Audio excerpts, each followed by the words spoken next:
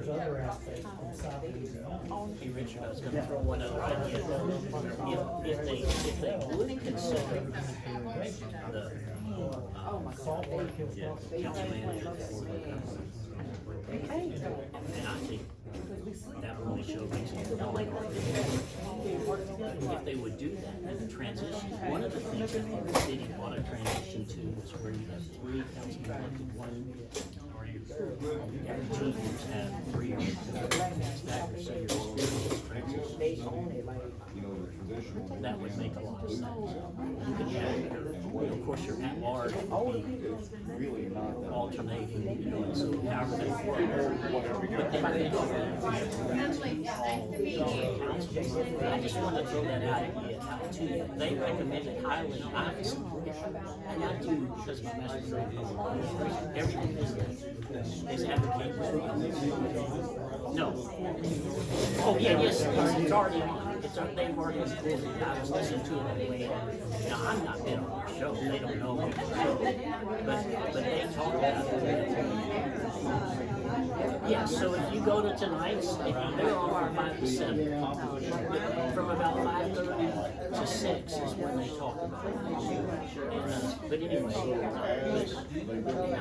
I mean, I'll send some other papers, but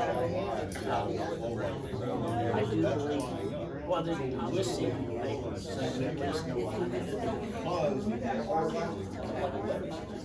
I'm trying to do is show ideas that one idea that I talked to Chris about a minute ago is I believe that they want to have a supermajority to eliminate bylaws for the land use. That would mean that if you had a supermajority,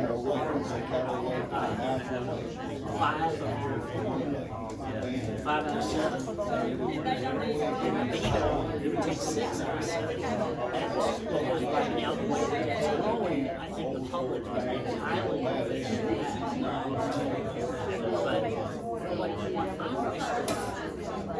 I wish they would do for this is rather than doing this thing and have people say what they want to do, they want to run a couple, at least 1 or 2 meetings along the way as a roundtable discussion where you do a direct discussion.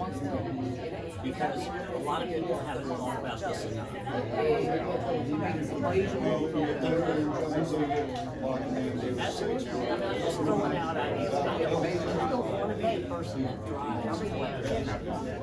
But I've thought about this I've already beat up my chart. I've got 10 ideas for you. And I think all of those are improvements.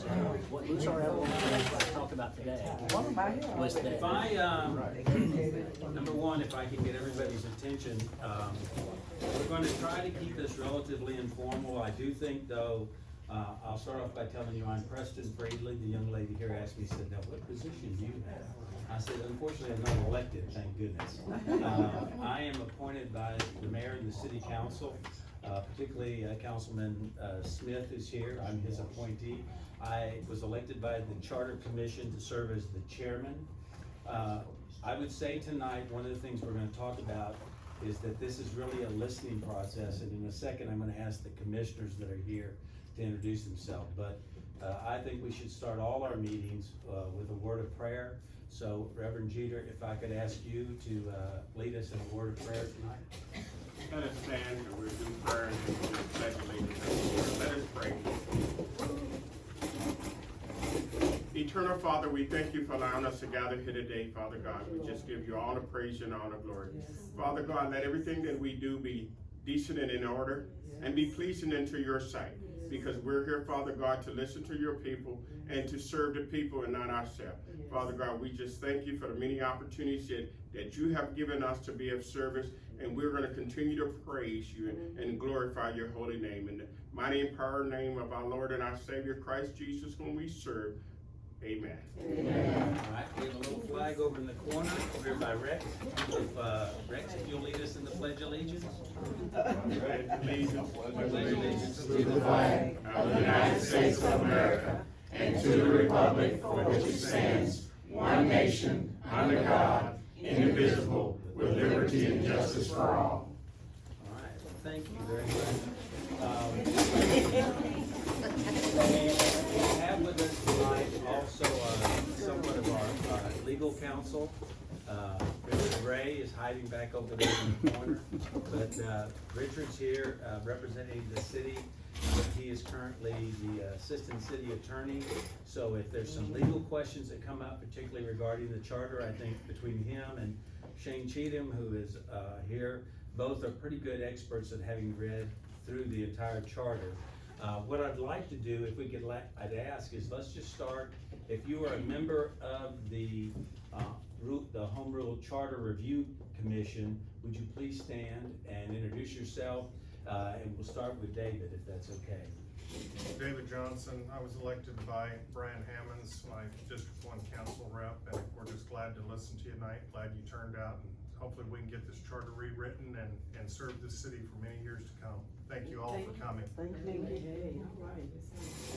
Good evening. Now that I know what time of day it is, I told them good morning, but it's nice to be here tonight. We look forward to listening to y'all and hearing what you want us to hear. So I'm Sandra Morehart. I live in South Bossier, have for about 30 years, and I'm excited about being here and working with everyone. My name's Vicki Whitman. I am appointed by Vince Faggio, District 5. I'm a lifelong resident of Bossier. I love this community. I don't think you can beat it. I don't care where you go. And so, thank y'all for coming.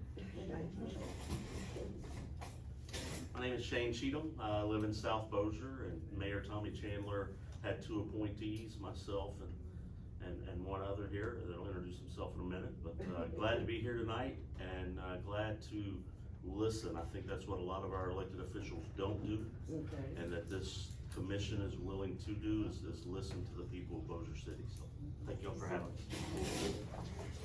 us. Good afternoon. My name is Lee Jeter. I live in South Bossier. I was raised up in this community, as you know, and so I am appointed to the Charter Commission by Mayor Tony Chandler. And as several of the other commissioners have said, we're here to listen to you as citizens about proposed changes that you would like to see in the city charter. And that's what it is. It's a listening session. We'll be doing this one. We'll be doing one at the Shady Grove Rec Center on the 22nd, and then we'll be doing one at the Bossier Learning Center at Nace Airline High School on the 27th. And all of that is together input from the citizens on what they would like to see change in their city charter, and then we make those proposed changes to the city council. And once we make those changes to the city council presents those changes to the voters at an election, and you vote on the entirety of the charter. It's an up or down vote. You vote for every change in the charter, or you vote for disallow the changes in the charter, and so that's how the process works. Okay, thank you. I'm Lisa Wellhite. I was appointed by Jeffrey, District 4, and I'm just happy to work with the public and make Bossier a great place for everyone to live, work with the fellow residents, and get us moving. All right, did I get all the commissioners and everybody? I would ask Chris, you're on the city council, if you would introduce yourself for just a second. Sure. Thank you, Chris.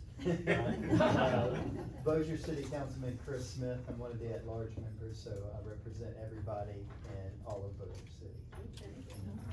We're also very blessed to have Lisa Johnson with the Bossier Chamber, who's always giving me notes and messages all my life. Lisa, you want to just say a few things about the business community here in Bossier? I'm, as he said, Lisa Johnson, president of the Bossier Chamber of Commerce, and I met some of these ladies over here and told them that this is my home, this is my stomping ground. We were right over here on Fury Place, Waller, Rush, and Bossier, and we all used to play together up and down the ditches and everything else. So, back some aging myself. But anyway, we, as the Charter Commission said, glad that y'all came out. Our mission at the Chamber is pro-business. We want to make sure that our businesses are thriving, and if our businesses are thriving, if our residents are happy, and quality of life is what it needs to be. So just here to listen as well, and just be a supporter of all. Okay, thank you. If it would help you, I can stand and cover things, and then we'll hopefully sit down and keep this fairly informal. I do want to set just a couple of the ground rules. First of all, as we all know, and I think if you look around the room, with the exception of Chris, everyone here is a nonprofit, all volunteer, group. So we're not here to assign blame or anything of that nature. Our charge was simply with the charter to review it and then make recommendations back to the city council and mayor. I did have somebody say to me the other day that, well, y'all are just gonna be spinning your wheels, nothing's gonna happen. Well, I would make this comment to you is that whatever recommendations this charter commission makes to the city council, and then at the same time to the mayor, they have to accept that. And again, they have to accept our recommendations. And those recommendations would then be forwarded through a process that I think includes the bond commission, and then eventually go on to a public ballot. So it's very important, whatever we decide to recommend to the council, because those are going to actually eventually make their way before the voters of Bossier City. And it's important, we'll talk as we've had some forms. There's a QR code, which is more technical than I am, but if you have a phone and you look at the QR code, there's a very simple input form. We are collecting all the input forms. If you don't have time to do that, but you want to send an email, I believe we have a email at charter@bossiercity.org.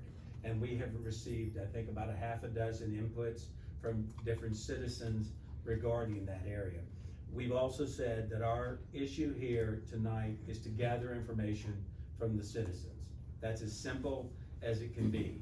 We want to hear from the citizens in our community what they would like to see changed in the charter. Now, I know a lot of people have mentioned the concept of term limits.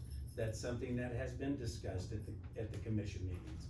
I know that there's been a discussion from the city as an IT director. So there's technical changes that need to be made, and some that can be fairly substantial changes. So we want to be very transparent of what our goal is here. And I think, again, it's very simple that we want to hear from you as citizens. I would ask Richard, and put him on the spot just a second, but if you want to just explain to people what the city charter is and what the city charter operates. And again, thank you, President, for the introduction. My name is Richard Ray. I serve as the Assistant City Attorney for Mayor Chandler and members of the council. The charter itself, if you think of it, it's like the Constitution that we have. We have a U.S. Constitution, and then Louisiana has a Constitution. The charter is like the Constitution for the city. And when the state of Louisiana redid the Constitution the last time that they enacted one, it was 1974, and Bossier City enacted their charter, the first charter, several years thereafter. So we're considered what's called a post-74 charter, meaning that there are a lot of municipalities around the state. Shreveport also has a charter, like their own constitution, but theirs predates the Louisiana Constitution of 1974, so theirs interacts with Louisiana law a little bit differently than ours. But basically, because we have what's called a home rule charter in Louisiana, in Bossier City, we create our own basic form of government at its core, and that's this charter. And this charter commission is the third charter commission that's been impaneled in the history of Bossier City. And I don't remember, Shane is a pretty good expert on it. I think it was originally enacted in 1978, and it is the first charter. They have copies of the original one, and then since 1978, there have been 2 charter commissions that were impaneled, and this is the third. And as Preston explained, there's different ways to get there, but I think the best way, think of this as like a constitutional convention. You've heard of that, people saying that sometimes the state or even the federal government needs to have a constitutional convention to make changes. This is what the process is. The various members of the city council have appointed members. The mayor gets 2 appointees. So there's 7 members of the city council. So there's 7 members of the charter commission from the council, and then 2 from the mayor's office. And those 9 individuals will assess everything and then ultimately will vote on what would be presented to the city council, if anything. And they have 18 months from start to finish to get that on a ballot. And if it is adopted or rejected at the ballot box by the voters, then that concludes the charter commission, or if 18 months expires, that concludes the charter commission. But this is about, I mean, I think we've had 4 or 5 regular meetings already. And then this is the first of several town hall meetings that they wanted to get out into the community and hear from the residents, so. Appreciate y'all being here. If I can answer any questions, I'll do the best I can. I don't have all the answers. A lot of times I may say I have to go find the answer, but, thank you for hosting tonight. All right. And thank you, Ms. Jeter, for coming in. I saw Ms. Jeter coming in. I was gonna say, we do have a celebrity. Yeah, we do. with us. We have a Absolutely, celebrity. absolutely. The boss. That's right, the boss came in. Well, I would say to all of you, we appreciate you coming tonight. Again, I don't want this to be a situation where we're talking. We'd like to listen tonight. I think everybody, if you don't have, or a group doesn't have, we do have a copy of the city charter and the chapters, which I think there are 21 chapters in here that talk about the operation of the city. I know that we have some folks from the Term Limits Coalition that are with us tonight, and we appreciate that. And we'll just sort of, at this point, I'm actually gonna just say, we'd like anybody who wants to get up and make a comment, point it at any commissioner or any of us. We'll try to take notes and we'll listen. We'd appreciate it, so we're not here all night. If you could limit your comments to around 3 minutes. To my knowledge, no one has a stopwatch. So, but if you see everybody else in the room getting antsy, we'll try to stop you from talking. And they need to say on our railroads who their councilman is. Yeah, if you do know who your city councilman is, that's very helpful, because we are having these 3 meetings, and we're going into South Bossier, into Central Bossier, and then into North Bossier. But there's 2 of our commissioners that are not with us tonight. Pandorina Sumis is not here tonight. She is cooking down in New Orleans, representing our community, so we should be very proud of her. And Juliana Parks, who represents, she's a police juror for Bossier, and she's also representing Mr. David Montgomery on the commission. So with that, I'm gonna stop and just ask anybody, if you'd like to make a comment, to please stand up, tell us who you are, which city council district you represent, and let's go. Anybody wanna start? So Preston, we do have 1 response through our electronic. I don't know if that will start it off. Sure, you wanna do that? Sure.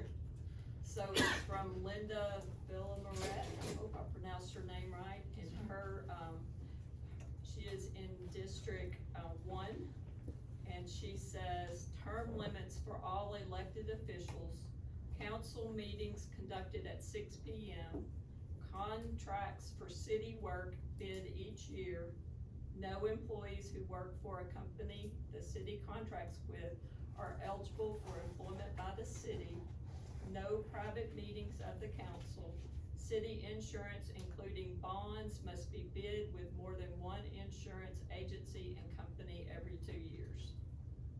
So we will continue to collect these responses electronically for anybody that may wanna send them. Okay, so does that give you an idea of how we're gonna process this? We're gathering the information, gonna look at it, then we'll probably debate it among the commissioners and hopefully have some recommendations. I know you're shy, Colonel Crockett, would you like to make a couple of comments? Yeah, well, thank you for the opportunity. I didn't expect this. I would like for the commission to get a copy of our 3 petitions, and I'm gonna send those to you, rather than taking a copy, because these ladies are already gathering signatures for us. That we have 3 petitions. 1 is for term limits, and I hope that the way you nominate term limits will be the same way we write it, because we're gonna get it done before you do. Before your commission is done, we're gonna get this done. That's our goal.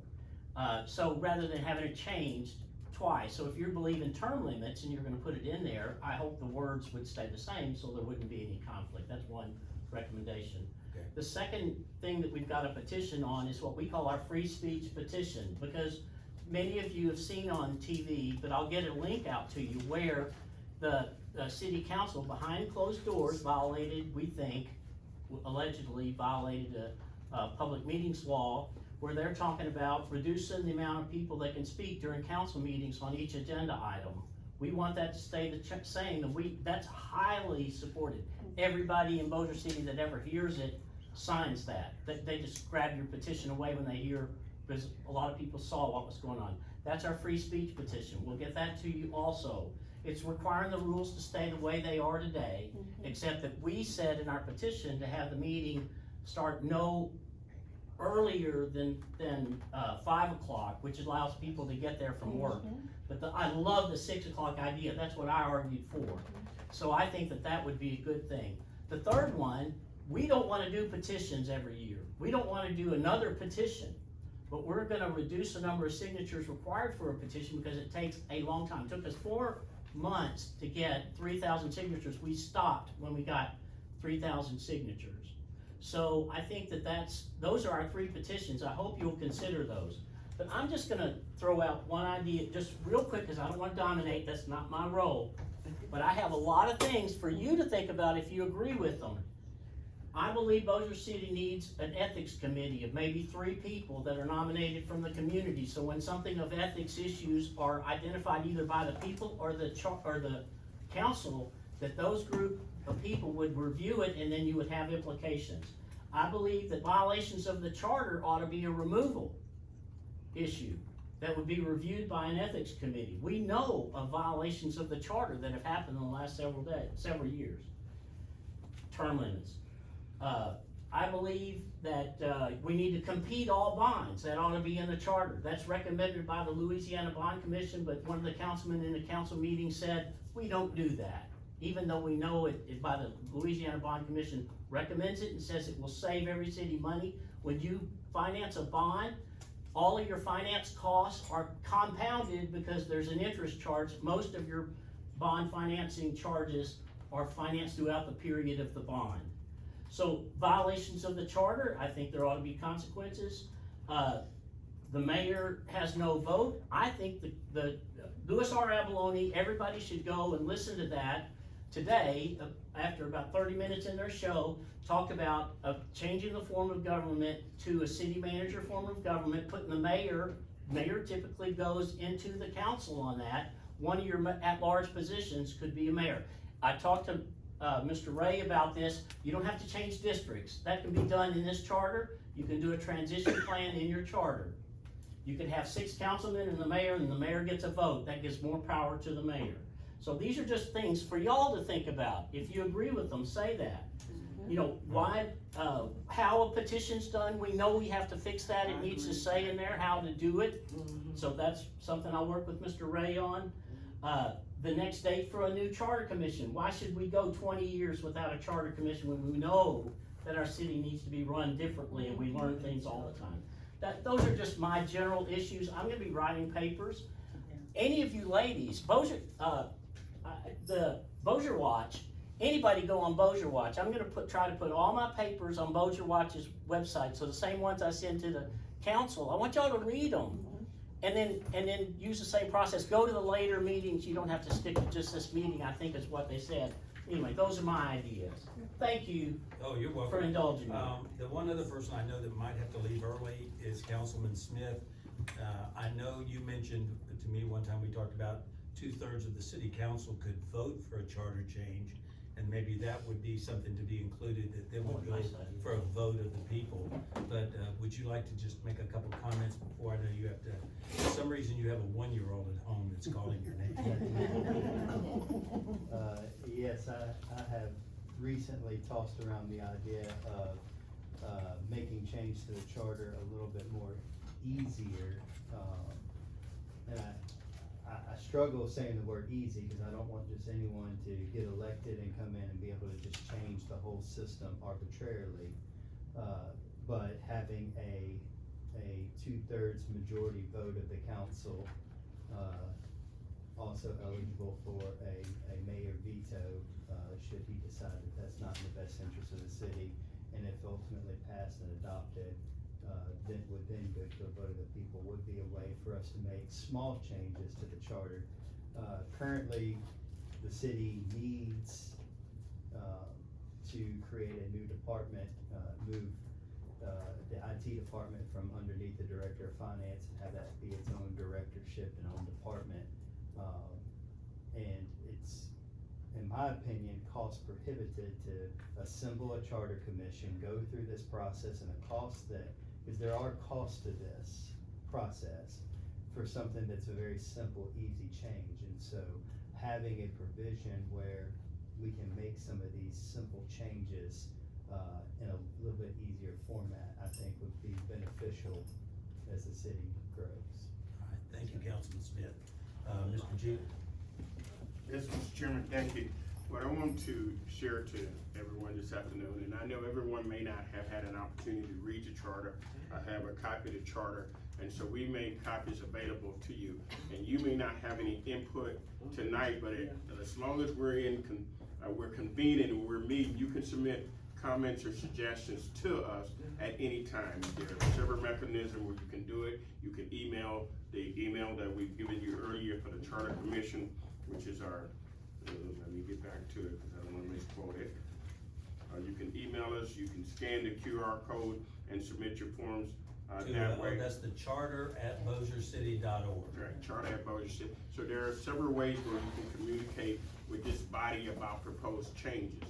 What we do ask is that if you're looking at a particular section of the charter, if you're looking at chapter 21 of the charter and you want to propose a change that's listed in section 21 of the charter, to make it easier for us to review it when we get to that particular section, we would ask that you reference chapter 21, section 4 or 5 or whatever the case may be. And that gives us a direct link to what you're suggesting as far as changes. And as you fill out the information and the QR codes, that also gives us a way to communicate back with you if we need some further clarification on a proposed change that you as a citizen would like to see in your city charter.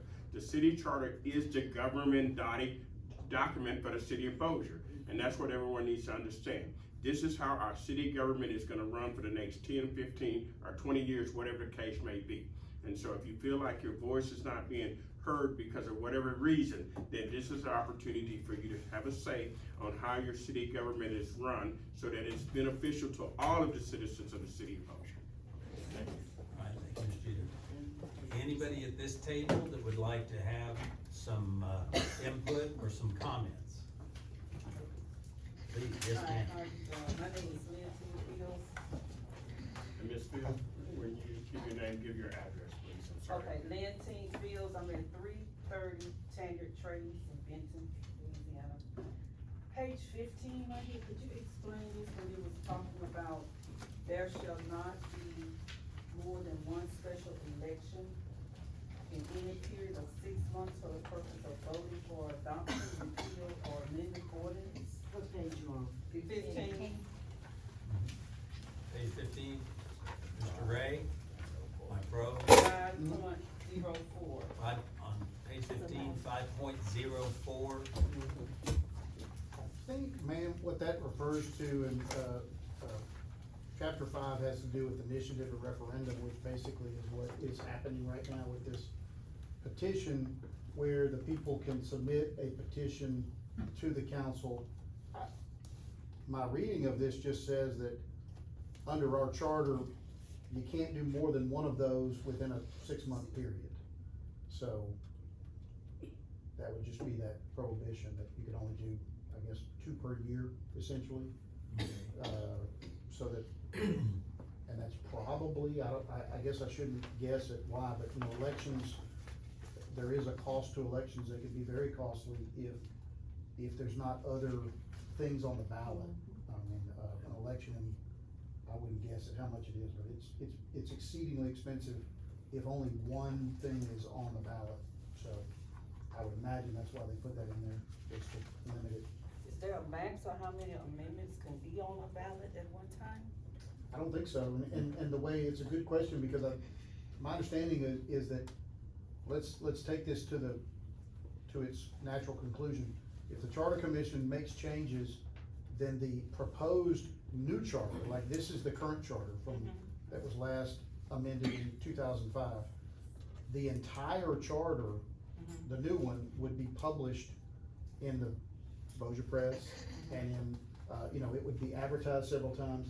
And then what would go on the ballot would be, well, no, it would actually be, it would be a question, do you favor the amendments as advertised on these dates? And it wouldn't have the entire thing on the ballot. Right. It would be up to the voters to educate themselves. And it's just like Ms. Johnson has done a spectacular job over the years, or if there's different initiatives, and there would be different town hall type meetings, and civic groups would educate people on the new charter, and then the voters would vote on the new charter, but it would be an entire new charter. Right. Okay, does that make sense? But I don't think that there is a, yes, sir. And just to add something to that, I think what that section 504 is talking about, like currently the Bossier Term Limits Coalition has 3 items that they're getting signatures for. Right. If they get those signatures and turn that in, they couldn't, you know, just every month turn in 2 or 3 other ones. They wanna narrow it to like twice a year, like Mr. Ray said, which just keeps any, you know, anybody that's getting signatures to make changes, and it does have a lot to do with cost, cause an election, if you know, I've heard upwards of $100,000 to have an election, you know, if there's no other items that are on there. Okay. All right, that answer your question, Steve? Ladies? Other questions, other comments? Don't be shy. I heard your question. So you asked if there's gonna be anything else on the ballot. Yeah. That depends on how long the Charter Commission takes to move through our process. So if we can get it on the ballot for the November ballot, you're gonna have presidential election and everything else on there. If you get it to the next ballot, which is next March, there might be a few less things. And then out past that, who knows, you know, what other items might be on the ballot. Right, there's that debate of do you wanna do it so that you get a big voter turnout, or as big a voter turnout as you can, or do you get, where you just focus on the charter and that, so you have 2 ways of thinking about it. More questions?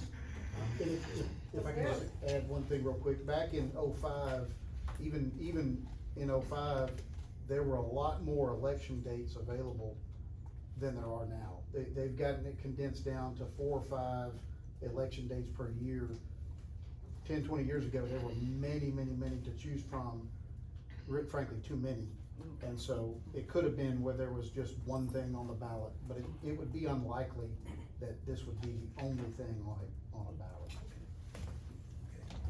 I have one more question. Go ahead, Ms. Davis. When this was initiated, was there a timeline or suspense set to get this done? Yes, ma'am. We were given, technically it says 18 months, which would have been 18 months from December, whatever the date was in December, I don't remember. December 13th. December 13th, to come back and give our recommendations back to the council. So I think we're under a relatively faster timeline. We did point out the last commission was done in 2005. There was one prior to that was convened and met and never got to making recommendations. It just, they're 18 months past them before they finished. So that's something we have to be aware of as commissioners, that there's a timeline that we wanna move forward with. And just to piggyback off of that, I believe the second one, when it went to the voters, it was voted down 93-7 because they just happened to throw in a water bill tax hike to raise our water rates. So that's also where, Every year. you know, every year, your water bill was gonna go up every year. So obviously, the people of Bossier City voted those changes down because they didn't want their water bill to go up. Which again is one of my concerns about this, is we get to the point where we're changing 50 things, and one of those things is something that the public is not gonna want, like a water bill hike. We have to be very, very careful with that. More comments from anybody at all? I mean, Yeah, I just have a couple comments. My name is Billy Johnson. I pastor Red River Church at 1833 Scott Street. And I have a couple of questions. When I'm looking through the packet, I'm on page 28 and 29. Those are the two pages that are the most impactful. I couldn't remember his name, but he was right on what I really wanted to talk about, the ethics board. It's something that definitely we need more visibility to. We need to vote on whatever we need to do. And then the ideas that we have lined out with the environmental review, the environmental, the director of community development. I've been in Boulder since before I could walk. And I gotta tell you, in the neighborhood I'm from, in the old projects, in Barksdale Annex, especially where my church is now, there's nothing going on. I see we have these things outlined, so my questions are, is there a plan that we have in place for these directors, or there's someone that's already in place that that's not here in this building that we talk to, or what's going on with these sections that we got laid out? So we do have a director of community development, Bob Brown. I'm sorry. Bob Brown is the director of community development, and he has been in that role for a long time now. Over Low Walker and Mayor Chandler's terms. Oh, yeah, So, way over. Over, That's way over over 35 years. Yeah. And I don't think that we have any departments that do not have an acting director in place. All of our departments have a director.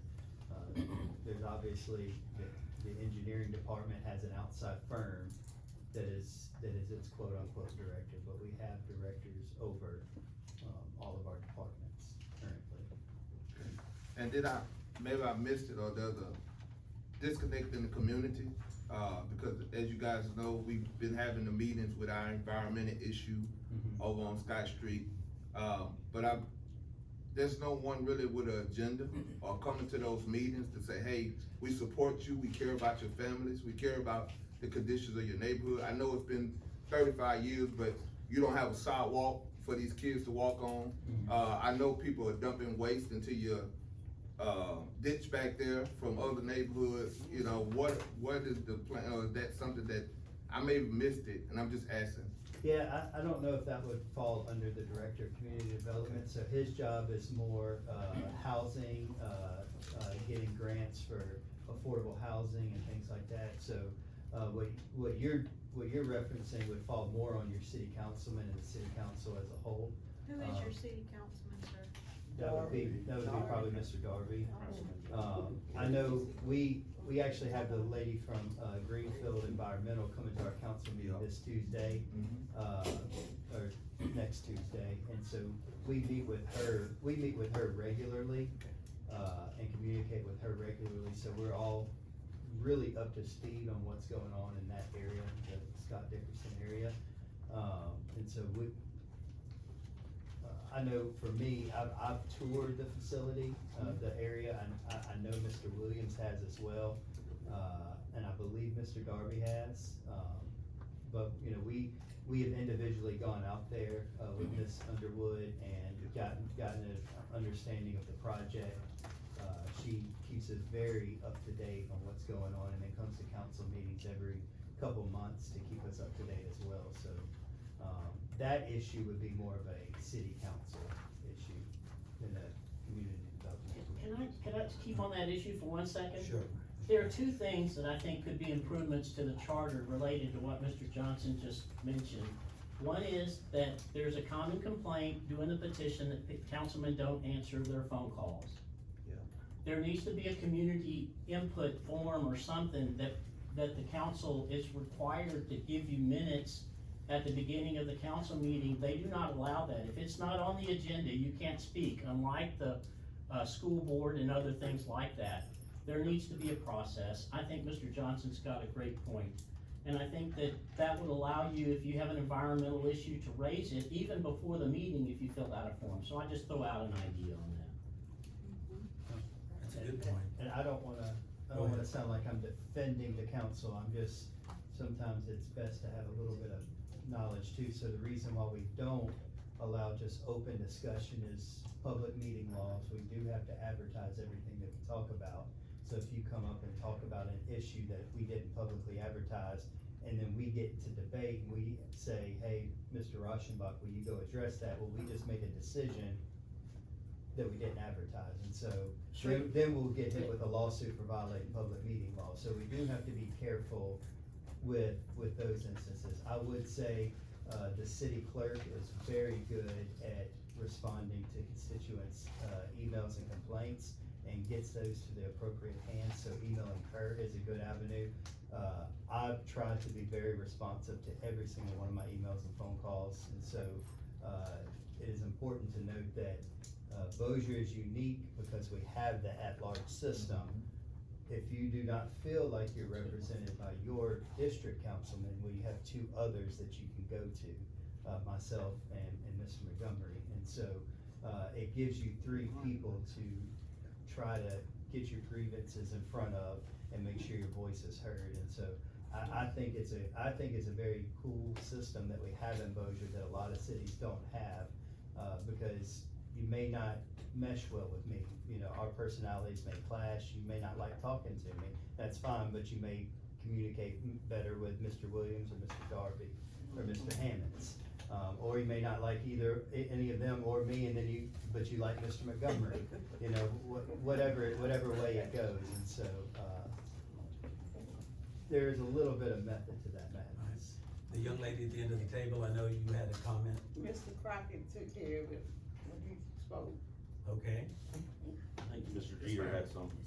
Well, I was, Mr. Jeter. and Councilman Smith actually, addressed the issue, because I was gonna remind everyone present that not only do you have your councilman that serves your district, and if you feel like he or she has not been responsive to you, then you can go to one of those two at-large councilmen, and there also may be an avenue where you really have a pressing issue that need to be addressed, that one of those councilmen may be able to allow you during the public comment section or come up as a guest. There may be some other mechanism that you can get your issue before the council if you don't feel like you're being heard.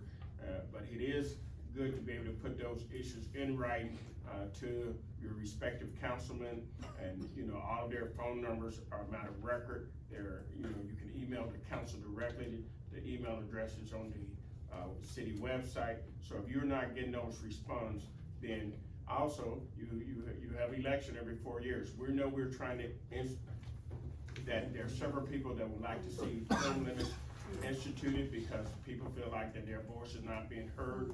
One of the most important issues you can do as a citizen is you must go to the ballot box every election and vote. You cannot sit at home, you cannot make assumptions, because if the individual that has been elected to represent you is not representing you, and you fail to go to the ballot box and vote, then you're gonna get what you've got always. And to me, that is the definition of insanity. Can I, before we get off of me, I just wanna, because that was a very valid point. People perish because of the lack of knowledge, right? So telling me, that if you go through these steps, you can reach me. Well, the community where I'm at, those older people don't even have the internet. So let's back up a minute, all right? That's what we're here for, to make it where everybody's voice is heard. And a lot of times, they don't even get the educational information to make the right vote. You got a list of people on here, I don't know who they are. I just found out when I got to the ballot. No one came and checked on me. I got some grandkids that come by every now and then. I'm just saying what's going on in my community. I can't talk about everybody else's community. I don't have a computer. I don't have an internet. I'm on a fixed income. So, none of the things that we have in place, which is why I bring it up, are really speaking and serving those people where their voices can be heard. And those are the ones who are suffering the most. Not these 22-year-olds who are out doing whatever it is that I'm talking about. My grandmamas, I'm talking about the people that Sister Jeter age, that we really have to get them more involved to be impactful, because those are the people that, hey, Pastor, what are we doing about this? Hey, Pastor, what are we doing about that? And I can tell them, hey, we're gonna learn how to be better, which is what I'm trying to do, learn how to be better so we can be in position to make the right choices. And I applaud you for doing that, because, you know, there is a lack of information out there. Amen. Personally, I don't think you can, you know, a person has integrity the day they walk in, and they'll walk out with it, or they never had it when they start. And so your best way to look at a candidate, you know, it would be a great job for, you know, your pastors in your community, black and white, whatever. Know your candidate. What kind of person are they? What's their past? You wanna know what their future is? Look at their past. So, you know, there's a lot of ways to get that information out there. It's just, you gotta find people that are willing to step up and do it. That's right. Because I know, like I said, you have integrity when you walk in day one, or you never had it to start when you leave. Mr. Cheatham? They legislate integrity. Yes. I Go just ahead, wanted, let's let David, and then we'll come back to Shane. I just wanted to let you know, Pastor, we appreciate you coming tonight and your input. And if you would go out in your community and find some leaders that you can count on and knock on those doors, I think it's imperative that you know that if your councilman's not responding to you and you're not getting done what you need done, reach out to those two that are at large. And if that doesn't work, go to the mayor. And if that doesn't work, just get us their strength in numbers. Yes, it is. I wanted to remind everyone there's a lot that you're going through tonight. So if you go through your paperwork and you decide you want to speak to something, Thursday night, Shreveport Rec Center, we're gonna be there from 6 to 8 as well as Shady next. Grove. Shady Grove Rec Center. And then the big on Airline from 6 to 8 next Thursday. We will be back for a charter meeting at the council chambers on March 4th at 6 p.m.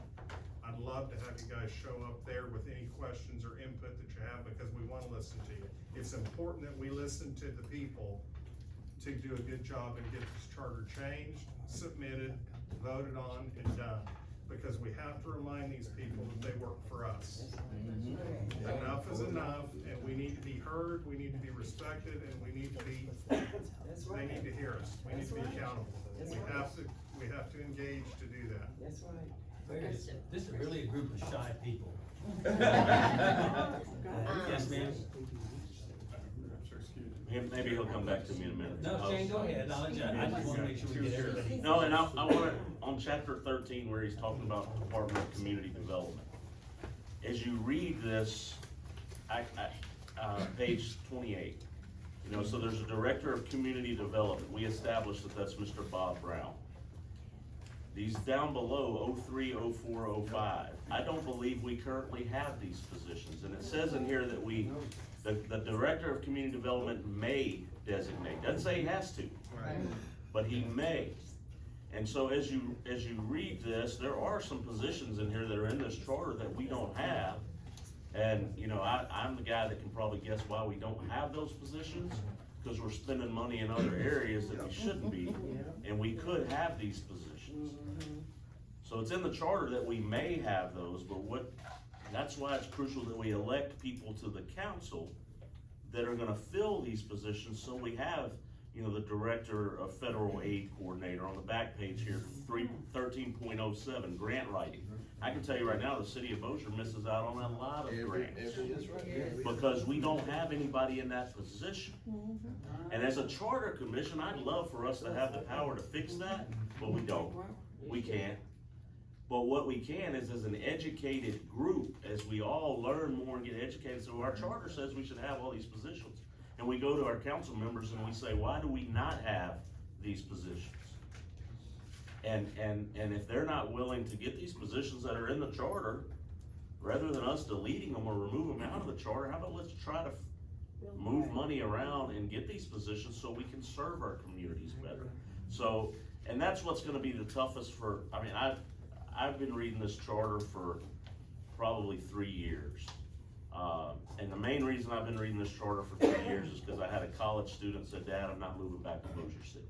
I'm born and raised here, broke my heart. I don't wanna have to go to Dallas or Austin to see grandkids.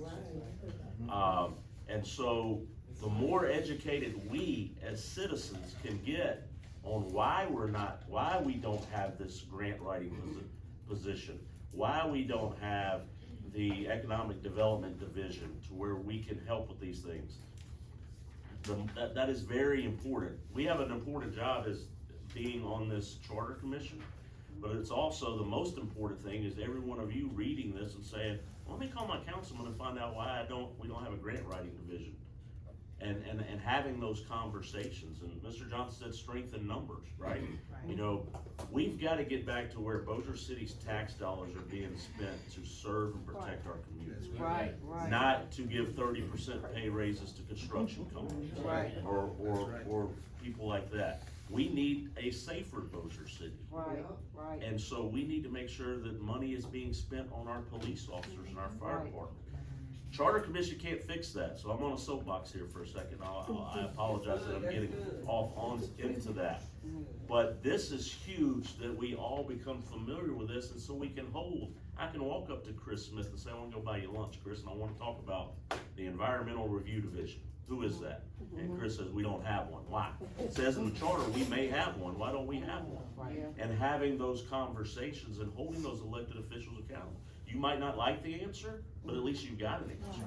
And then, next time somebody gets ready to run for election, if there's enough answers they didn't have the right answers to, guess what? You send them to the House. Right.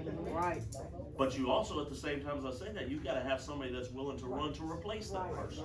And a lot of these people, nobody's ran against them in 20, 25 years. Yeah. But this is a great start. I love the chart here, and Mr. Johnson, you know, I would love to sit down with you one day. We can go through this line by line. Yes, sir. And then we can start asking the tough questions to Chris Smith, David Montgomery, Tommy Chandler. But it starts with educating ourselves on these items. If I can, Mr. Priestley, Mr. Johnson, as far as communication with the council, if someone doesn't have internet access to be able to get our contact information, our phone number, the Bossier Press Tribune publishes all of our agendas and meetings. At the bottom of that agenda is the email address to the city clerk and her direct phone number. Just being able to call her, she can relay a lot of our contact information if there's not a need to, if you're unable to get internet connection, look it up. And then also this, every other Tuesday, we meet at 620 Benton Road at the municipal complex, at 3 o'clock. I try to get there between 2:15, 2:30 every day, and you can usually catch me mingling in the audience, talking to people. And so I would encourage folks, if you don't have our contact information. Can you say that last word again, Mrs. Smith? Yeah, every other Tuesday, so we're off this week, so next Tuesday and every other week thereafter at 620 Benton Road. 3 p.m. is when the council meeting starts. I try to get there around 2 o'clock, 2:15, and I'm usually in the audience mingling and talking to folks before that meeting starts, so, there's a way to get in contact with us, for sure. Okay. Other folks, yes, ma'am? Yes, Okay. Ruthie Fisher, 2404 Broadway Drive. I'm not really for sure where this will come in at, but, I had a concern, and that was something that I wanted to do. When Mayor Chandler was leaving out and the new, mayor was coming in with his committee. I went and I asked question about some adjudicated property. And at this time, the ladies in the office told me that there was nothing in place that they could tell me about adjudicated property. This was for a whole year, that Mayor Chandler's office was in place and there was nothing that they could tell me about adjudicated property. The ladies just didn't know. I went to, Mr. Darby and I talked to, Mr. Maggio.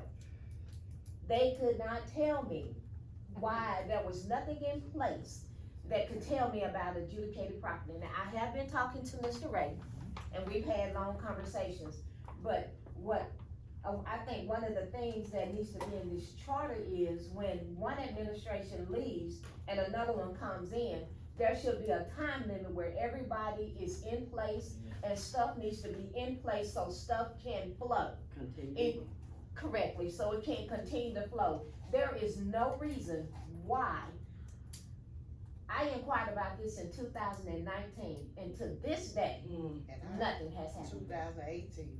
may I make a recommendation if you wanna consider this with your thought? Okay, yes, sir. Chris Smith is very experienced with this because when Mayor Chandler came in, he was equally frustrated, and I think he probably would have some other ideas. There's no reason why the mayor, you know, his nominee should not be forced onto the council for discussion, so the people can come out and talk about it. That's not in the charter now. The reason that the mayor couldn't get some of his things on the agenda was it took 2 councilmen to get something on the agenda, right? 4. Oh, 4. So when you have a new, I agree with you, and I'll sit down and think about that. I didn't have that on my idea list, and I'll write something about it, and maybe talk to Councilman Smith about it, because, I mean, this guy is my hero, because he was fighting those battles, but he was always fighting 4 votes. Go watch Shane Cheatham's 2 Guys, 1 Sidewalk, episode 20, and you'll hear one councilman say that I always have 4 votes. Who do you work for, me or the mayor?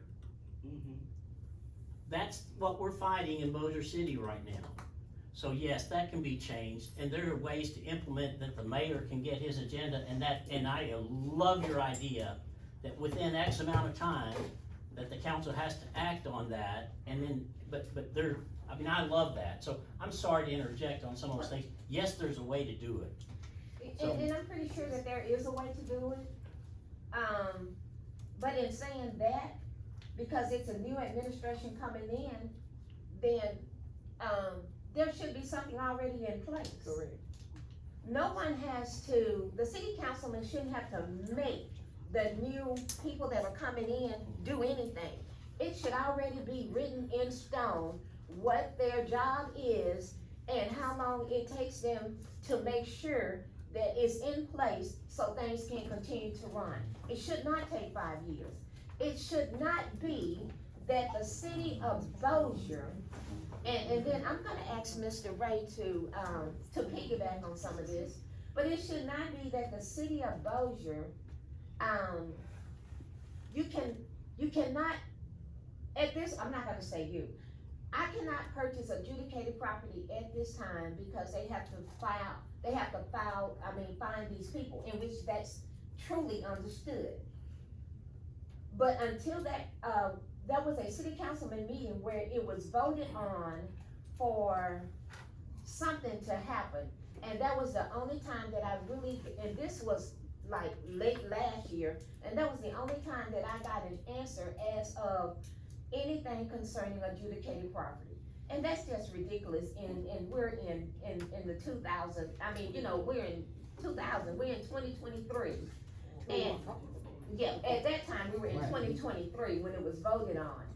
And I say that to say, if we want our neighborhood to improve, and if we want our neighborhood to be somewhere where, it's not being vandalized or anything like that, and if you have people that has an agenda and want to bring good energy into the neighborhood, clean up some property that the city owns, that the city has not been taking care of, that we have been cutting for 15 years, you know what I'm saying?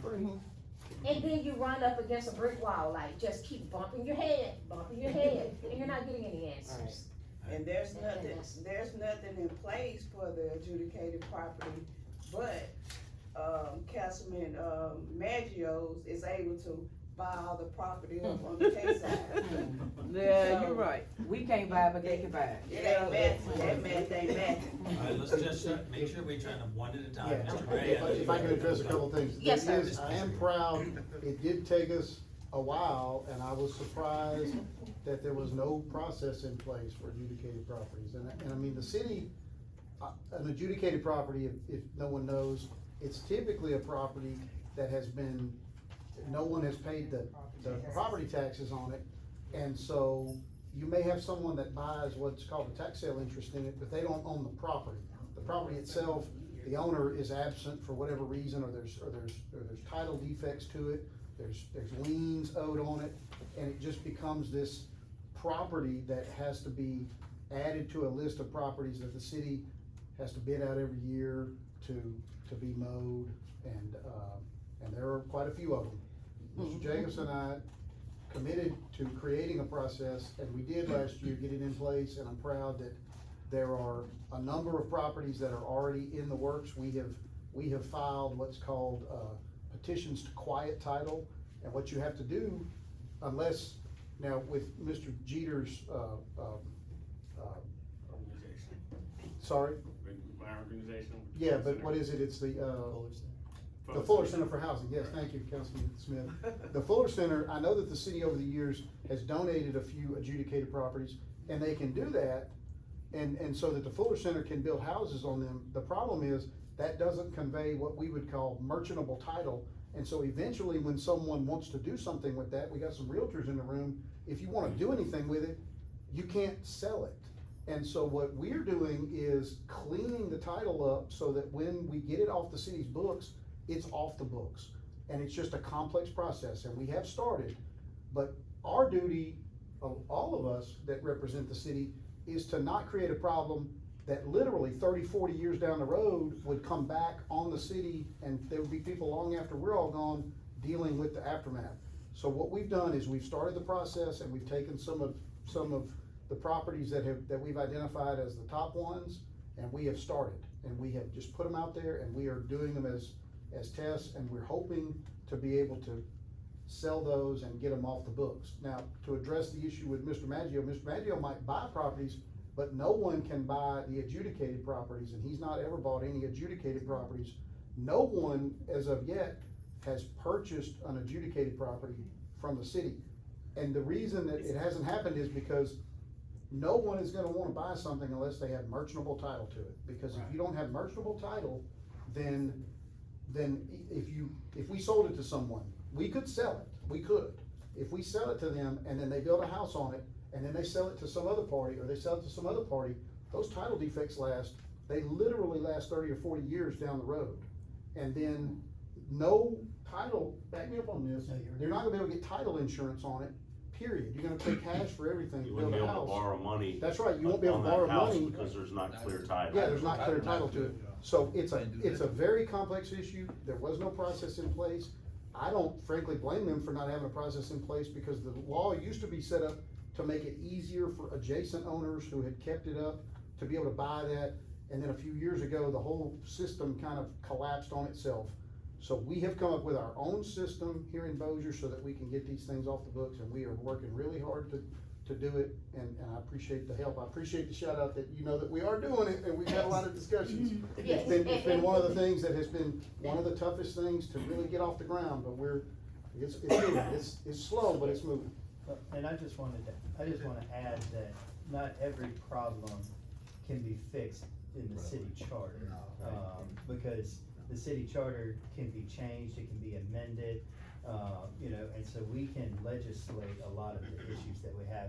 Thus, with the adjudicated property, that's legislation, how we've addressed that, because if we wanted to address that via the city charter, we have to go through this process just for this one issue. And it's cost prohibitive and time prohibitive to do that when we could just come up with a process. And the adjudicated property in particular is I'm in real estate, so it's a very complex issue. It's not one that's easily solvable overnight. And frankly, most jurisdictions just don't do anything with them, they just let them go. And at least we're blessed in Bossier with people want property. There's people in here that would put a house on it. I mean, and there are good people in the neighborhoods that want to turn them around and put a house on it, or put some community center on it, and put good use to it, not just an empty lot that's growing up that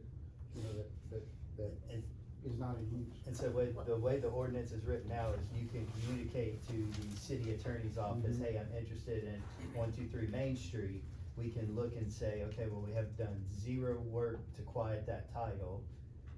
I believe the ordinance, and correct me if I'm wrong, the ordinance says you can buy it as is and do your own title work and try to quiet it yourself.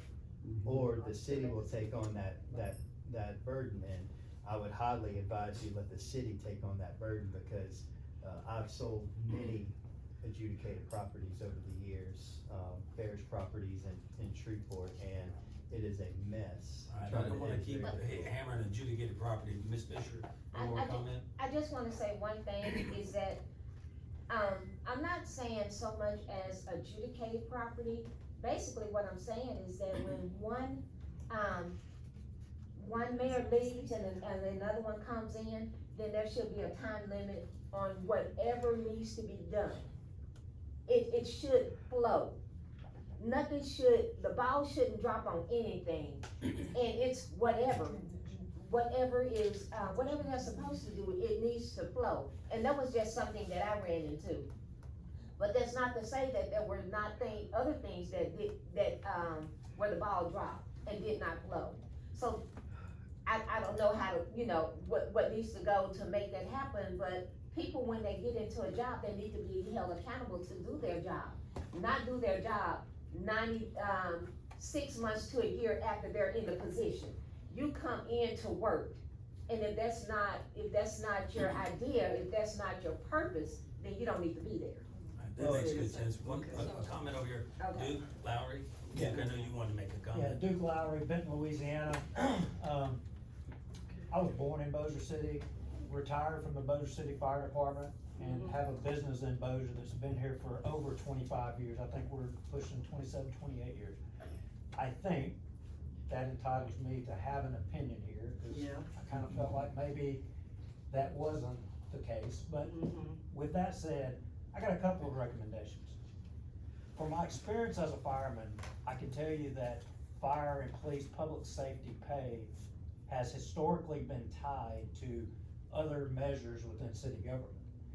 I think, given the struggles of city government with employees and, losing employees, I think it's time, and I disagree with Shane a little bit in his interpretation of the existing charter. I think this commission could address that and could make a fundamental change. Make it a rule in the charter that, at least for public safety, and you might even consider more than just public safety, but the other departments of the city, tying pay to the southern average. Just tie it to the southern average. There's other places across the country that have done it, but you take the question of pay off the table. Government gets the ability to be able to budget for it and make plans. They know what their number's gonna be. They adjust it by staffing. We don't fall behind, with other cities in competitiveness like we kinda are now. So that's one recommendation. The second recommendation is, there's an old saying, change through evolution, not revolution. You guys may think that you can completely redo all of this thing. You may give it your best try, but I personally, honestly don't believe that you can.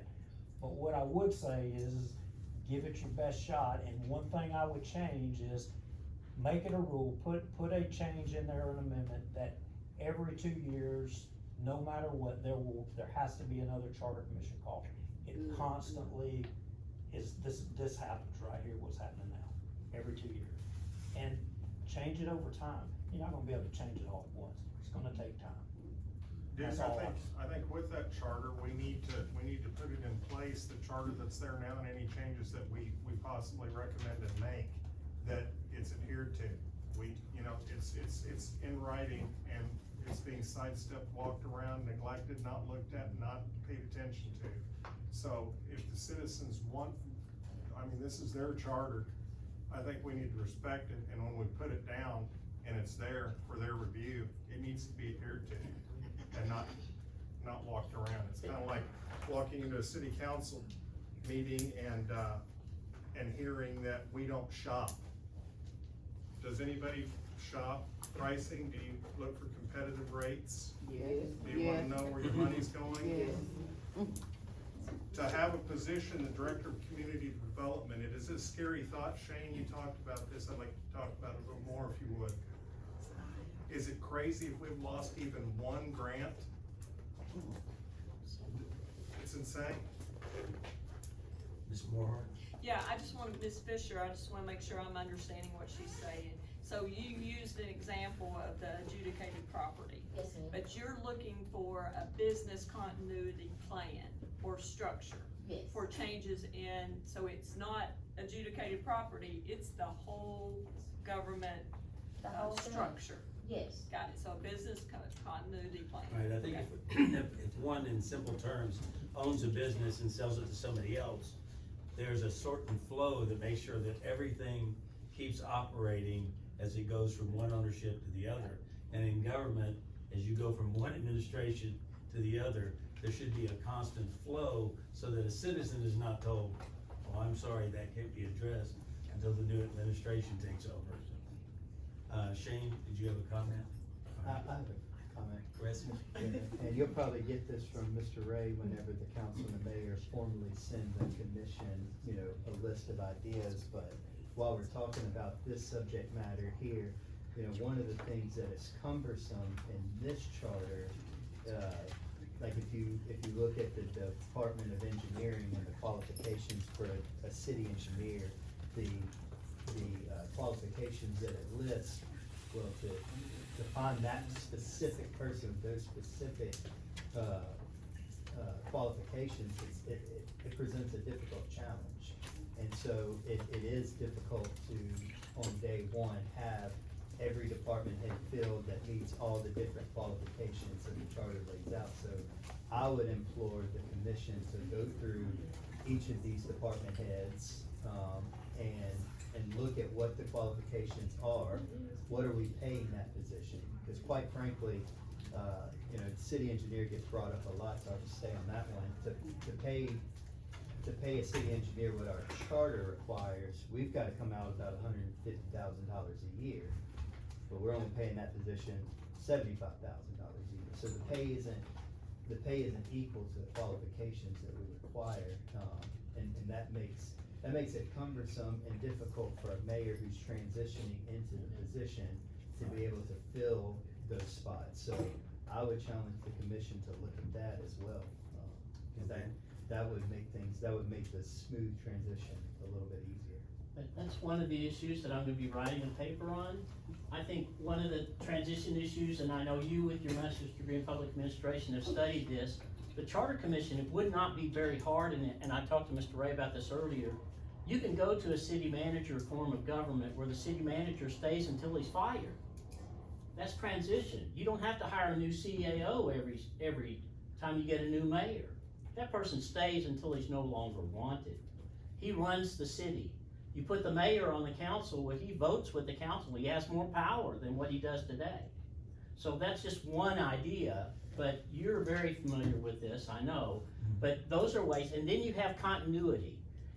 You don't have to have your city engineer change, you know, that is a mayor nominated position. But you don't have to change your engineer every time, and that CAO who likes his engineer can do that hiring. He can be the hiring authority. The council can have an approval process. There are ways to do that. I'm just throwing out an idea. Right.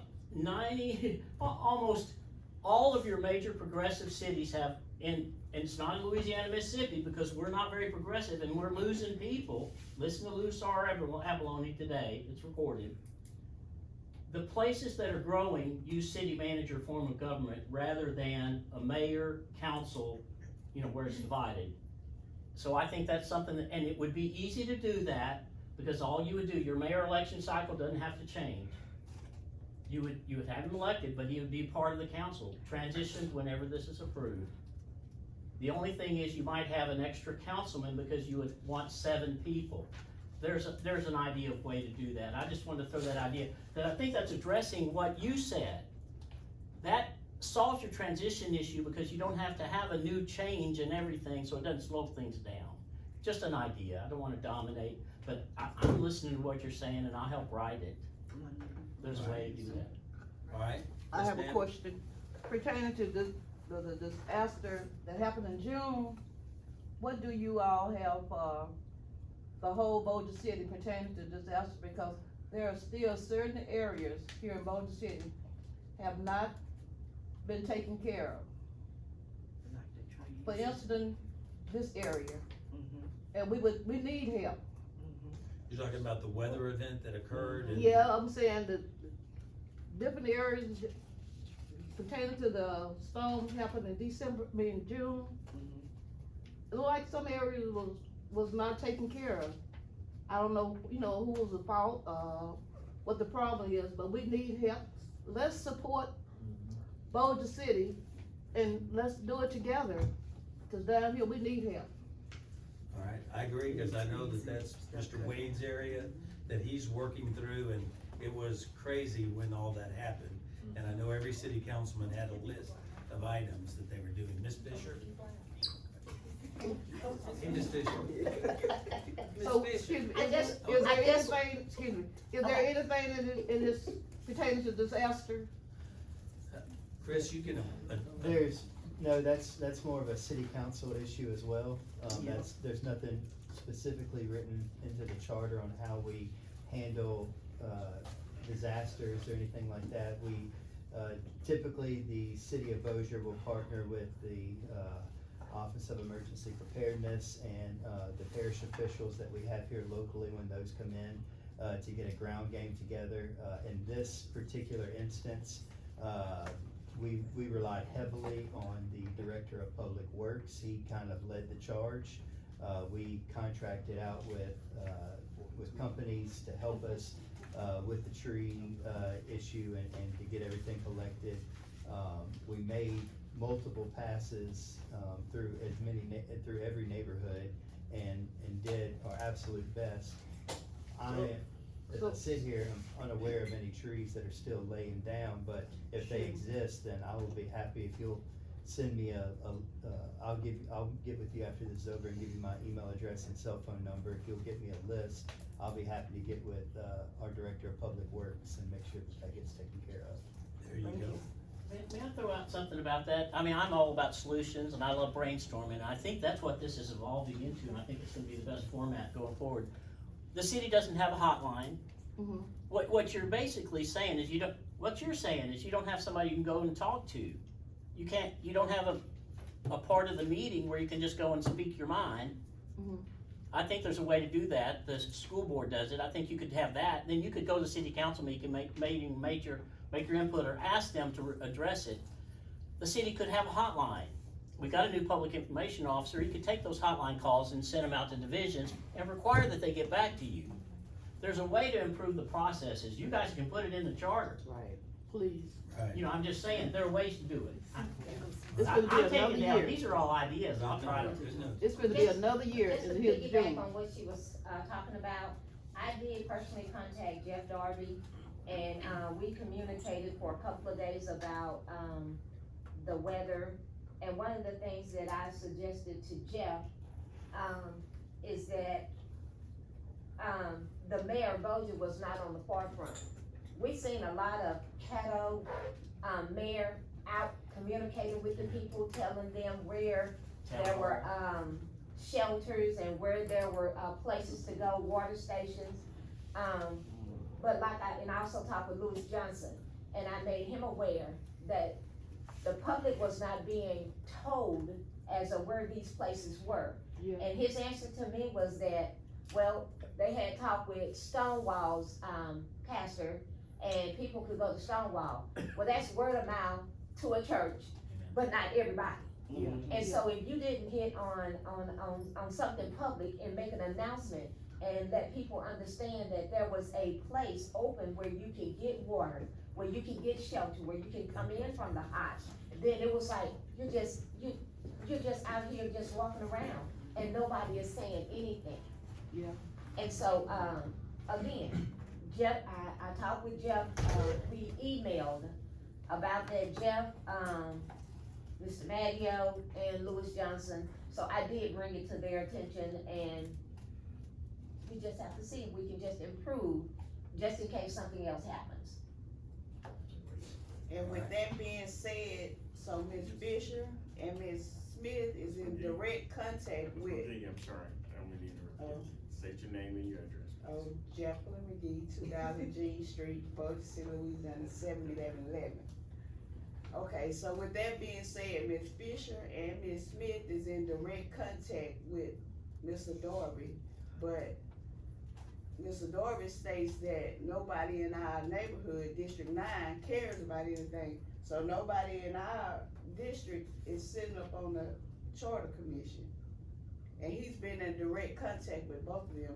And she's our community liaison for, District 9 about the environmental development. So, and he just won't do anything. I will. Yeah. I did not come here to, Catch all the spirits. yeah, to defend the council, but I will say that, again, if you feel like you're falling on deaf ears, We are. then, I would say that I also represent you. I'm also Thank your you. councilman, and, my phone is on. I will answer those phone calls. I will get them Thank you. to the people that I believe can best help the situation. But on my business card and everything that we put out, it might have my cell phone number, but there's a 741 number right underneath it, and that's a direct line to our city clerk, who is a full-time employee of the city. I think sometimes it's lost on us that as councilmen, you know, this isn't an excuse for the record, because I chose this. This is a part-time job for me, but I put 80 hours a week into it because I believe that if I don't, then I shouldn't have run for the position. So I put everything I have into it. It cost me time. I mean, I've got a 3-year-old and a 1-year-old who are waiting on daddy to get home. You know, I lose time with my family and my business, so I knew that going into it. But we do have a full-time employee that helps us field these phone calls, that helps, and you can ask Mr. Ray, she will blow up every department head when a constituent reaches out to her. And so there are avenues. I hate hearing that people feel like problems are being put on the back burner, and the problem's not being solved when we can work together and a solution can be had. And so, maybe my fault 3 years in that I haven't advertised good enough that I represent you.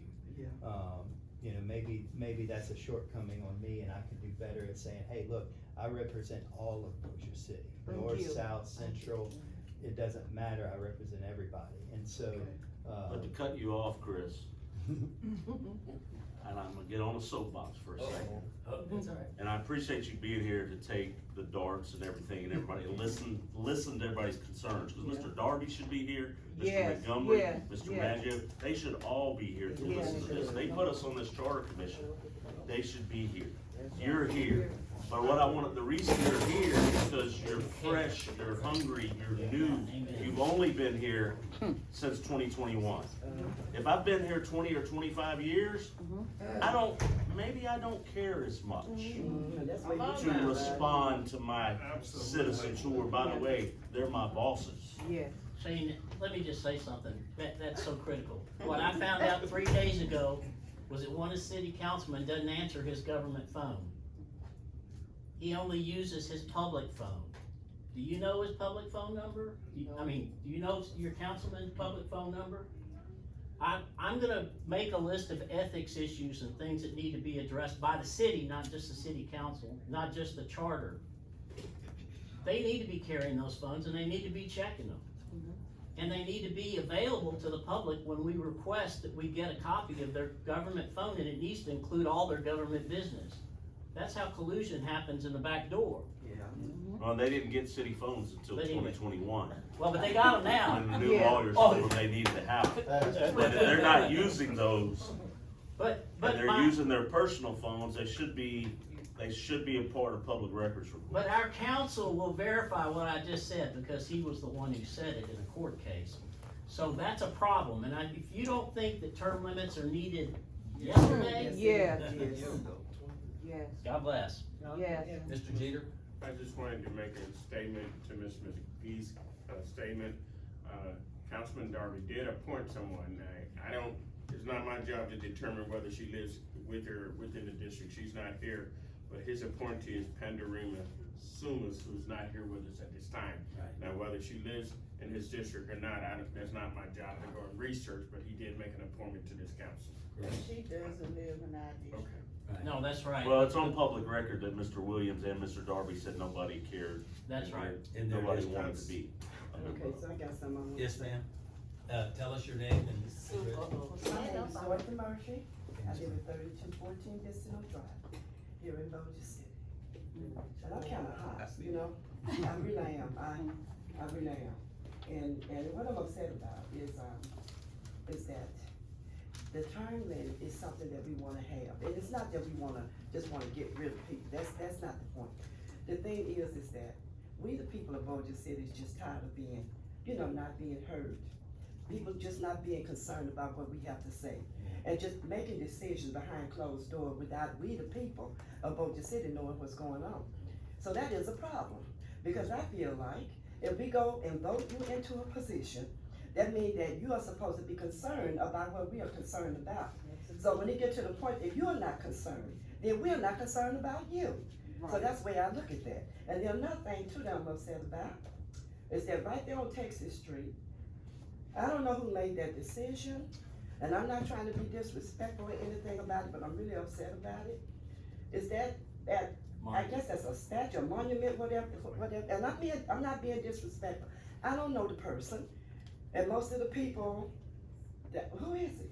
Walter Anybody know O'Bigby, him? he was a former representative of the state, but He was a former representative of, Yes, ma'am, he was a state representative. State Years representative. and years ago. okay. I'm quite sure he wasn't the only one, but anyway. Anyway, and I feel like this though, and I'm not trying to be funny, because we got too much stuff in Bossier City that needs to be done. amen, sir. We have ragged streets over in the Coleman area. We got sidewalks that's warped. We still got tubes sitting on there, been there for 2 years or 3 years, and nothing been done about it, okay? That upsets me. And then, cause I'm a taxpaying citizen, I'm not on welfare, I never have been. I'm a working citizen, I pay my taxes, so therefore I need to know where my money is going. Right. Right behind my house is a big ditch, okay? It's a big ditch. I had Mr. William is my representative. He came out, and I talked to him about that ditch. It's forming because my yard is shifting, and the ditch is forming behind because there's a hole, a man's hole right there on the street on North Gate. And so therefore, now it holes is coming inside the ditches, and the lady behind me, she had a stroke, she in a wheelchair, whatever. Her ground has just cracked up. It's falling down into a ditch behind me. I had him to come out. She had been to the city and complained to them about it once before and nothing happened. I had him to come out, and I had Mr. Darby to come out, even though he's not my representative, but he came out. But anyway, and I was talking to him about it. I said, I need this ditch fixed. I need something done about it. Airline Drive is not the only street in Bossier City. Now, you're going over there and you're fixing the manholes over there on Airline Drive or whatever. But on North Gate, it's nothing going on, And I have a problem with that. The lady across the street from me, when the ditch formed in her yard, they came and put all the dirt in it, cleared it up and everything, smoothed her yard out. I want my yard smoothed out. I want something done about that manhole. They're fixing the manhole right now on Airline. They're fixing this really nice. They're doing a real good job.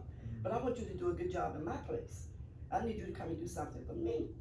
Is it, Okay? like a sewer? So- It was a sewer Yes. manhole, or- Yes, ma'am. It's just falling in, or Yes, what? yes, ma'am. The ditch is forming a ditch, and the ground behind my house it's forming into a ditch, and it's shifting my house because all the dirt is going off into a hole. So I really need somebody to come out and check that out for me. I really do. And I done had them there, holes forming, going all the way down, just making a ditch all behind my house, and it's going on down behind somebody else's house. Those are pipes. It's old. They deteriorating, and somebody need to come and do something about it. That's all I have to say. Thank you. What was your name, ma'am? I'm sorry? What was your name? Dorothy Murphy. Ms. Murphy, so you would like to have been consulted on your tax dollars on that statue, did I understand? Thanks. Yeah, that really did, that really did, and not trying to be disrespectful, I'm really not, but and everybody passing by looking at it, nobody know it, all you got is a shadow, a little black shadow sitting up in there, nobody knows who it is, just sitting in the middle of the highway. The city, we weren't informed about it. And the city Ma'am, what's your councilman's names are, Dorothy engraved. Murphy, Murphy. what's your address? 3214 Destino This Drive. now. 3215? 14. Bistino. Bistino Drive, yes ma'am. Bistino, is that back there by Super? Yes. Northgate, Yeah. yes ma'am, on Northgate, yes ma'am. I know you. I just have, like, just a comment, but a lot of what I hear is you're not getting a response and you're not, and I feel like your community, and maybe I'm different, but I'm gonna knock on my neighbor's door and be like, here's the city number, I need you to call tomorrow. Here's the city number, I need you to call tomorrow. We're gonna fix this. When 100 of you get together and the city gets that phone call, the public works manager gets those phone calls, I guarantee you, he's gonna be, guys, that crazy woman one more time, call me, I'm gonna fix it, or I'm gonna get something done, or I'm gonna send somebody out there at least. And I think there is, maybe this area, there's gonna be progress in numbers. And one person fighting a battle, I mean, she was very persistent in her battle with the house, and I don't want a vacant house next to me. Yeah, that's right. I promise you, I'm gonna be up there. If I have to be at every city council meeting standing there, if I have to be, but I think some of us, and I know, maybe some of your younger community people, maybe they're not involved, maybe they're not voting, but I think you can help us. We're here for 18 months. That's it. And not every commission had to choose what we chose, but we chose to hear the people of Bossier and do these town hall meetings, because we really wanted to get out and hear what you had to say. Thank you. But we're not gonna be able to fix everything, and we're here temporarily. But you guys in your community, you be some of the leaders that say, oh no, you call Councilman Smith every day and tell him about this hole in our street's falling in. No, you call Councilman Montgomery every day, you know, you make a list, and when they get flooded with those phone calls, it's more than just one person. And it's sad that it has to be that way, but if they took care of one person every time, one, we'd run out of money, and two, they wouldn't get anything else done. So those are big issues, that's a huge issue, to me, a health concern for your neighbor that had a stroke. All of those things play into it, but I think you guys also being leaders out in your community and saying, who are we gonna vote? If X person's not listening to me, I promise you, I need to find who in here is gonna run for council, cause, it's not gonna be this one again. But if one or two people show up to vote, and you've got all these young people that live down your street, and two of you vote, it doesn't matter. So us educating along with this young man with the church, I'm sorry, I forgot your name. But educating our community, I mean, we can only do so much, the council can only do so much, and the news can only do so much. But it is, you've got to find these leaders in your community, involve, get those young people, put your foot in their booty and kick them out. Hey, you got to help us. Do you wanna live here? Ladies, Chris Smith back there, I voted and campaigned with him and for Brian Hammonds, and I'd like to say this is I would like that you would have gotten the same responses we've gotten in South Bossier when I called, Monday about our ponds down there at Berkshire's Grocery Arena just shrinking away. I made a call and they responded. I don't know if that's who they are and they'll do that 30 years from now. I don't know what the case is, but they responded, and I apologize to you that you're not getting responses back from your representatives, but you need to demand it. And the thing is, you need to vote, you need to be in those council meetings. Our next meeting for the charter is March 4th at 6 o'clock. We would invite you, the door's open, we would invite you to come, engage your councilman. That man back there, every time I've called him, he answers, he responds, and if he doesn't have an answer, he tells me where I can go get an answer. But let me make a recommendation, because I think Chris has run into problems. I listened to it in the city council meeting one time where he went to a director, and the charter says that he can't go direct to a director, and he can't ask for information, he can't task anybody that's on the other side. That's something that you can change, because that's in the charter. So that, those words could be changed. Chris, I don't know if you have a comment on that, but I know you faced ire in the council meeting where you tried to do that. I would like to say, well, my name's being brought up, cause I do have to get home to my kids. But if you have a pen, write this down real quick. My cell phone number, 318-840-1504. You can call me, you can text me. Full disclosure, for the rest of this week, I will be in a class from 8 to 5, so my phone calls are very limited.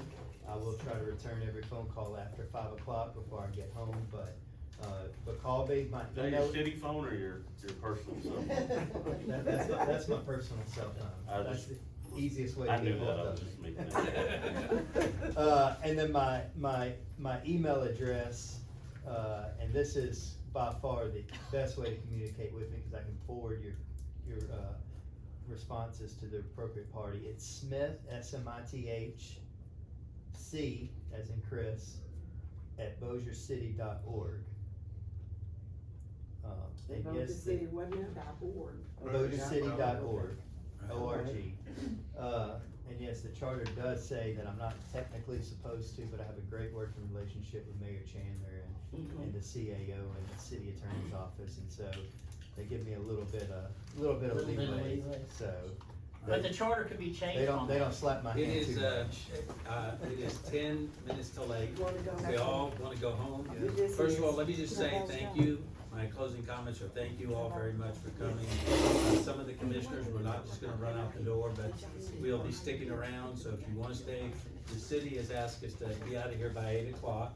So we got about 10 minutes of meeting, but you can always talk outside, if you need to for just a second.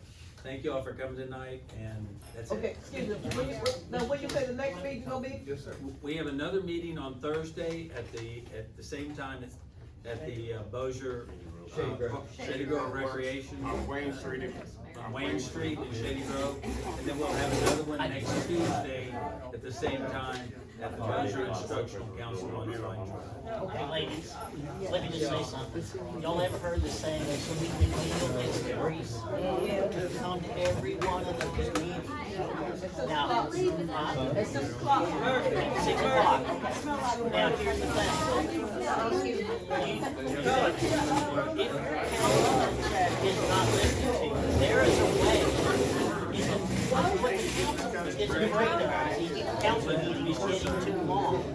They don't want to listen to you in the council meeting. I'm retired, so Wait, let me finish that. What I'm trying to say though is, if you get the council meeting changed to 5 or 5:30 or 6, then you can know if you work. You know, if you have a 10-minute period at the beginning of the meeting, you don't have to have an agenda item on the council. You can say, I'm not trying with this. Now, they may limit you how much you can talk, but at least then they can say, okay, we'll take that down, we'll give it to our public works director. And the thing is, come to the next meeting. I didn't say this was No, we're gonna get all, if we can change the charter, if we can get these changes in the charter, if we come to the meeting and say, I want an opportunity to speak to the council, and I want to speak to him. If you say that, because they can set aside a minimum of 10 minutes. You don't have to like it, I just tell you that's why that didn't happen. And it could happen to us again in